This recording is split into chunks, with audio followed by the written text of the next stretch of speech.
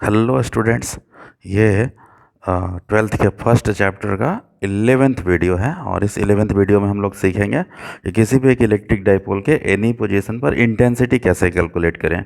तो पिछले वीडियो में हमने सीखा था कि किसी भी एक इलेक्ट्रिक डाइपोल की वजह से उसके थीटा एंगल वाले पोजीशन पर यानी एनी पोजीशन पर पोटेंशियल कैसे कैलकुलेट करें। पोटेंशियल देखिए हमने पिछले वाले वीडियो में कैलकुलेट करके ला दिया था कि v था, v is equal to 1/4 pi epsilon nought p cos theta by are square. इसको इक्वेशन नंबर 8 माना गया था। अब हम उसी सेम सी पोजीशन पर उसी डाइपोल की वजह से इलेक्ट्रिक इंटेंसिटी कैलकुलेट करेंगे। तो हमने हेडिंग लिख दिया कैलकुलेशन फॉर इलेक्ट्रिक इंटेंसिटी। तो शुरू करते हैं। सबसे पहले हम लोग डिस्क्राइब कर देंगे we have to calculate electric intensity at point C, यानी हमें कैलकुलेट करना है इलेक्ट्रिक इंटेंसिटी पॉइंट सी पर। और we know that E is equal to minus D we by D r and V is equal to 1/4 pi epsilon nought P cos theta by are square. देखिए जैसा कि आप पहले इस chapter में पढ़ चुके हैं कि E इज इक्वल टू होता है minus D we by D R, यानी इंटेंसिटी जब भी आपको पता करना हो तो इंटेंसिटी पता करने के लिए आप क्या करेंगे, माइनस का साइन दे करके V को डिफ्रेंशिएट कर देंगे R के रिस्पेक्ट में। और साथ ही साथ V हम लोग इस इस वीडियो के पहले वाले वीडियो में भी कैलकुलेट कर चुके थे कि भी है इतना 1/4 pi epsilon not into P cos theta by are square.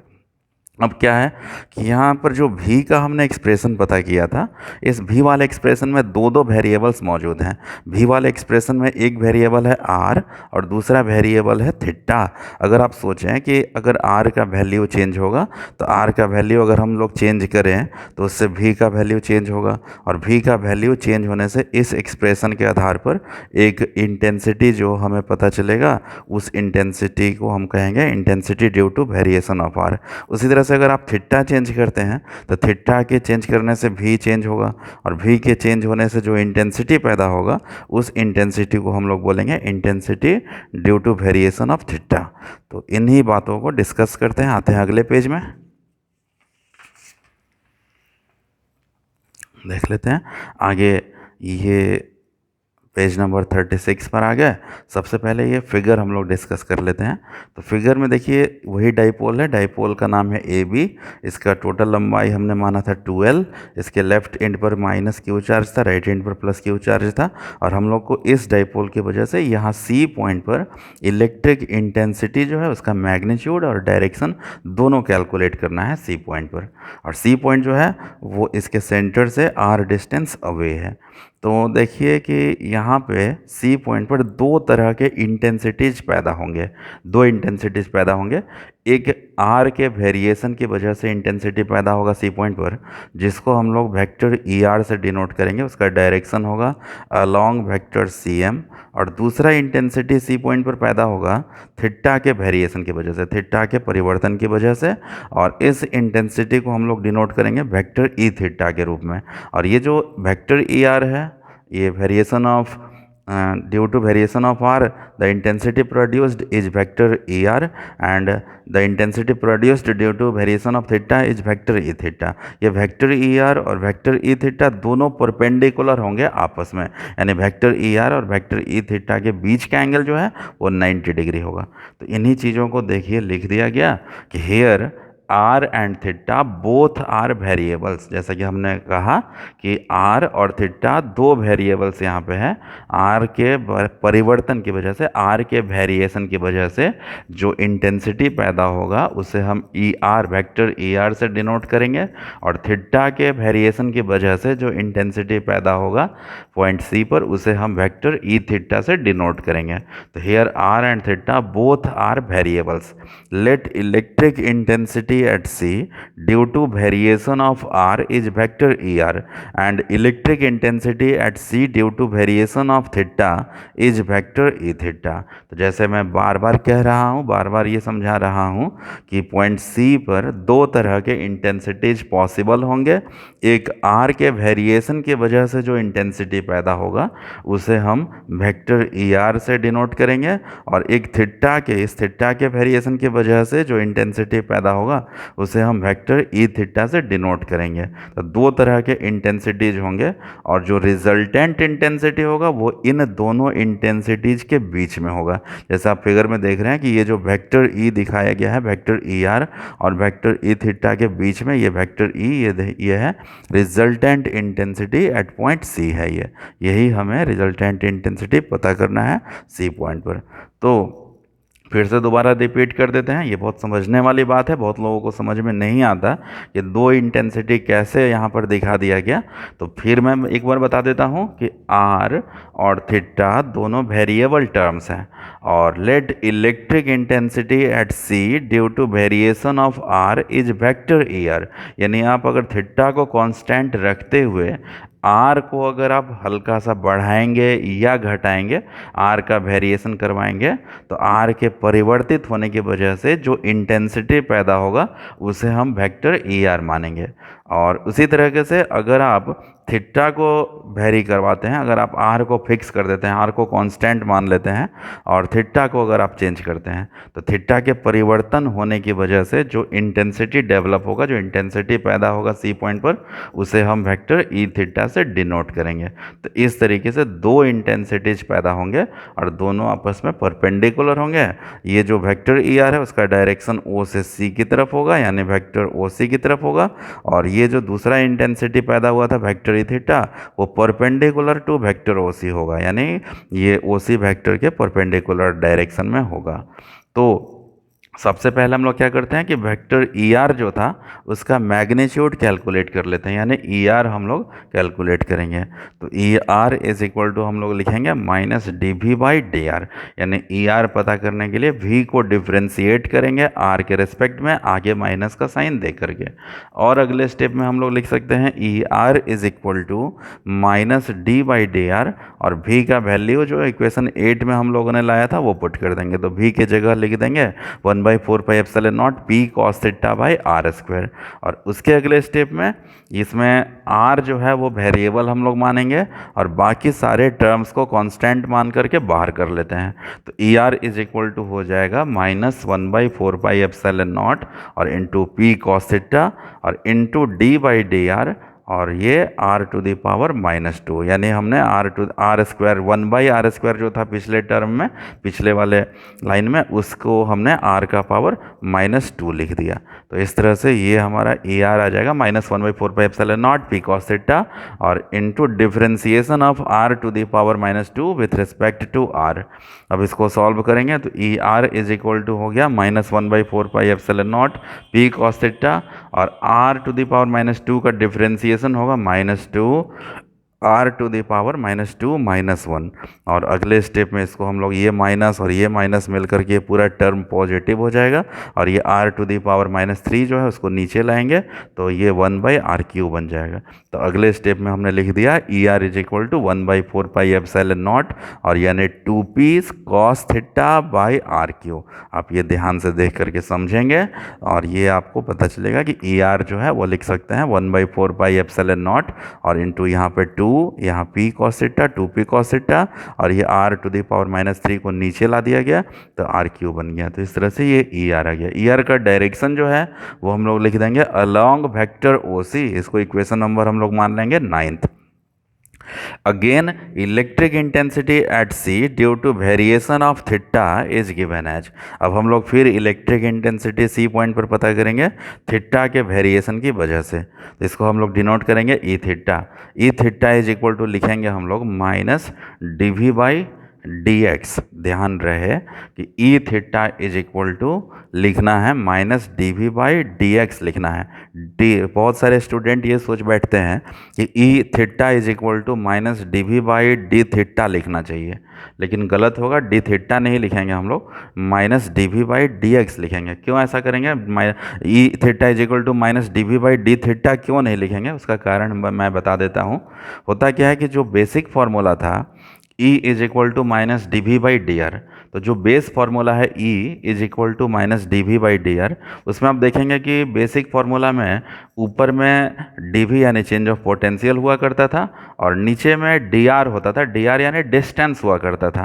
तो अगर कोई student E theta is equal to minus D we by D theta लिख देता है, तो डी थीटा लिख देने का मतलब यहाँ नीचे में चेंज ऑफ डिस्टेंस ना होके चेंज ऑफ एंगल हो जाएगा। अगर डी थीटा लिख दें हम तो यहाँ पे चेंज ऑफ एंगल हो जाएगा और फॉर्मूला ही गलत हो जाएगा, क्योंकि एक्चुअल फॉर्मूला में माइनस ऊपर में चेंज ऑफ पोटेंशियल होना चाहिए और नीचे चेंज ऑफ डिस्टेंस होना चाहिए, तो ही सही माना जाएगा। इसीलिए हम लोग ई थीटा बराबर minus D we by D theta नहीं लिख सकते हैं। डी थीटा लिख देंगे तो नीचे में चेंज ऑफ एंगल आ जाएगा, जबकि हमको चाहिए क्या था, चेंज ऑफ डिस्टेंस होना चाहिए। इसीलिए माइनस ई थीटा बराबर minus D we by D theta नहीं लिखेंगे। तो क्या लिखेंगे हम लोग, E theta is equal to minus D we by D X. अब डी एक्स क्या है, एक तरह का ये चेंज ऑफ डिस्टेंस है। अब आप ध्यान से देखें फिगर में कि अगर हम चाहें कि ये एंगल थीटा को वेरी करवाना चाहते हैं, तो थीटा को हम लोग बदलना अगर चाहेंगे तो सी पॉइंट को, आर को हमें कांस्टेंट रखना है और थीटा को चेंज करना है। तो थीटा को चेंज करने के लिए क्या करेंगे कि सी पॉइंट को स्लाइटली डिस्प्लेस कर देंगे एन तक, यानी सी से एन तक खिसका देंगे सी पॉइंट को। अब सी से एन तक का डिस्टेंस जो है वो हमने माना हुआ है यहाँ पर डी एक्स। तो अगर इस डी एक्स डिस्टेंस के परिवर्तन होने की वजह से ये एंगल चेंज हो जाएगा। ये एंगल चेंज होकर कितना हो जाएगा, तो थीटा प्लस डी थीटा बन जाएगा। अगर टोटल एंगल आप यहाँ पर देखें तो ये हो जाएगा थीटा प्लस डी थीटा, यानी एंगल चेंज होने के लिए आपको ये डिस्टेंस चेंज करना पड़ेगा डी एक्स। तो इसी वजह से हम लोगों ने यहाँ पर कैलकुलेशन में लिख दिया था कि E theta is equal to minus D we by D X, यानी ये ई थीटा अगर कैलकुलेट करना हो तो minus D we by D X क्यों लिखेंगे, आप समझें, कोशिश करें समझने का। मैंने बहुत कुछ कहा अभी और इसकी सहायता से आप कोशिश करेंगे। अच्छा, अब अगले स्टेप में आते हैं। E theta is equal to minus D V upon D X के जगह लिख देंगे आर डी थीटा। अब ये डी एक्स जो था वो अगले स्टेप में आर डी थीटा कैसे हो गया, तो यहाँ पे हमने साइड में ब्रैकेट में लिख दिया है कि in triangle O C N. Triangle O C N जो है उसको आप ध्यान से देखकर समझ लें कि ट्रायंगल ओ सी एन देखिए कौन सा है, ओ सी एन। ये छोटा सा ट्रायंगल है, पतला सा ट्रायंगल है और इस ट्रायंगल में ये बहुत स्मॉल एंगल है डी थीटा। तो इस ट्रायंगल में हमने ये एक फॉर्मूला अप्लाई कर दिया है कि एंगल इज इक्वल टू ये आर्क बाई रेडियस। एंगल, ये एंगल है डी थीटा, आर्क हो गया डी एक्स और रेडियस का काम करेगा आर। तो यहाँ पर हमने ट्रायंगल ओ सी एन में लिख दिया था कि angle is equal to arc by radius. Arc by radius, angle की जगह लिख देंगे डी थीटा, आर्क की जगह पे लिख देंगे डी एक्स और रेडियस की जगह लिख देंगे आर। और इस तरह से डी एक्स हमारा आ जाएगा आर डी थीटा। तो डी एक्स का वैल्यू आर डी थीटा हमने कैसे लिखा वो आपको समझ में आ गया होगा। अब उसके अगले स्टेप में हम लोग क्या करते हैं, E theta is equal to हम लोग लिख सकते हैं माइनस वन बाई आर और into D by D theta और भी का वैल्यू पुट कर देंगे। भी हम लोग ला चुके थे 1/4 epsilon naught P cos theta by are square. अब ये ध्यान रहे कि ये जो डिफ्रेंसिएशन हम लोग करेंगे इसमें सिर्फ कॉस थीटा जो टर्म है ये वेरिएबल मानेंगे, बाकी सबको कांस्टेंट माना जाएगा, क्योंकि इस बार वेरिएबल क्वांटिटी क्या है, थीटा है। तो इसलिए कॉस थीटा जो टर्म है ये वेरिएबल क्वांटिटी मानकर इसको डिफ्रेंशिएट करेंगे, बाकी सभी को बाहर कर लेंगे कांस्टेंट मानते हुए। तो अगले स्टेप में देख लेते हैं। E theta is equal to minus 1/4 epsilon naught p upon are cube और into d cos theta by D theta, यानी सारे कांस्टेंट्स जो थे वो बाहर कर लिया गया और ये कॉस थीटा जो वेरिएबल टर्म था इसको हम डिफ्रेंशिएट करेंगे थीटा के रिस्पेक्ट में। तो इस तरह से E theta is equal to हो जाएगा माइनस 1/4 एप्सिलॉन नॉट और into P upon are cube और इंटू माइनस साइन थीटा। ये D cos theta by D theta बन जाता है माइनस साइन थीटा। और इस तरह से ई थीटा ये माइनस माइनस प्लस हो जाएंगे। ई थीटा हमारा आ जाएगा 1/4 epsilon not into P sine theta by are cube. E theta हम लोग कैलकुलेट कर लिए, इसको इक्वेशन नंबर हम लोग मान लेंगे 10 और इसका डायरेक्शन होगा अलॉन्ग वेक्टर सी एन या ब्रैकेट में लिख देंगे that is perpendicular to vector O C. तो इस तरह से ई थीटा का मैग्नीट्यूड और डायरेक्शन हमने पता कर लिया। अब अगर हमें रिजल्टेंट इंटेंसिटी का मैग्नीट्यूड पता करना है पॉइंट सी पर, तो उसके लिए हम लोग क्या करेंगे कि ये लिख देंगे, therefore magnitude of resultant intensity at C due to whole dipole is given as, यानी रिजल्टेंट इंटेंसिटी का मैग्नीट्यूड पॉइंट सी पर पूरे डाइपोल की वजह से, होल डाइपोल की वजह से हम लोग इतना लिख सकते हैं। क्या लिखेंगे? E is equal to under root E R square plus E theta square plus 2ER into E theta into cos 90 degree. होता क्या है कि यहाँ वेक्टर ER और वेक्टर ई थीटा ये दोनों के बीच का एंगल है 90 डिग्री, तो इसलिए ई यानी resultant intensity is equal to under root E R square plus E theta square plus 2ER into E theta into cos 90 degree लिख देंगे। ये कॉस 90 वाला टर्म जो है वो ज़ीरो हो जाएगा, तो इस तरह से ई हमारा आ जाएगा। ई आर के बदले हम लोग लिख देंगे 1/4πε0 2p cos theta by are cube इतना का होल स्क्वायर और plus 1/4πε0 p sine theta by are cube का होल स्क्वायर और प्लस ये जो टर्म था वो जीरो लिख देंगे हम लोग। यहाँ पे रूट जो है वो सही तरीके से मैं लिख देता हूँ। और फिर अगले स्टेप में हम लोग चलते हैं, तो यहाँ पर हम लोग लिख सकते हैं E is equal to 1/4πε0 p by are cube. ये हम लोग कॉमन ले लेंगे, 1/4πε0 p by are cube common ले लिया गया है, रूट के बाहर निकाल दिया गया, तो रूट के अंदर बच जाएगा 2 cos थीटा का whole square plus sine theta का होल स्क्वायर। और अगले स्टेप में हम लोग लिख सकते हैं E is equal to 1/4πε0 p by are cube और under root 4 cos square theta plus sine square theta. और फिर उसके अगले स्टेप में हम लोग लिख सकते हैं E is equal to 1/4πε0 p by are cube और ये जो 4 cos स्क्वायर थीटा था उसको हम लोग लिख सकते हैं cos square theta plus sine square theta plus 3 cos square theta, यानी 4 cos स्क्वायर थीटा में से एक cos square theta sine square theta के साथ हमने ऐड कर दिया और 3 cos स्क्वायर थीटा साइड में लिख दिया। और इस तरह से E का मैग्नीट्यूड जो है वो आ जाएगा E is equal to 1/4πε0 p upon are cube under root into under root 1 + 3 cos square theta. ये इसको इक्वेशन नंबर हम लोग मान लेंगे 11th। और ये जो है पॉइंट सी पर का रिजल्टेंट इंटेंसिटी का फॉर्मूला हो गया। तो रिजल्टेंट इंटेंसिटी जो है पॉइंट सी पर इतना होगा, इक्वेशन नंबर 11th जितना।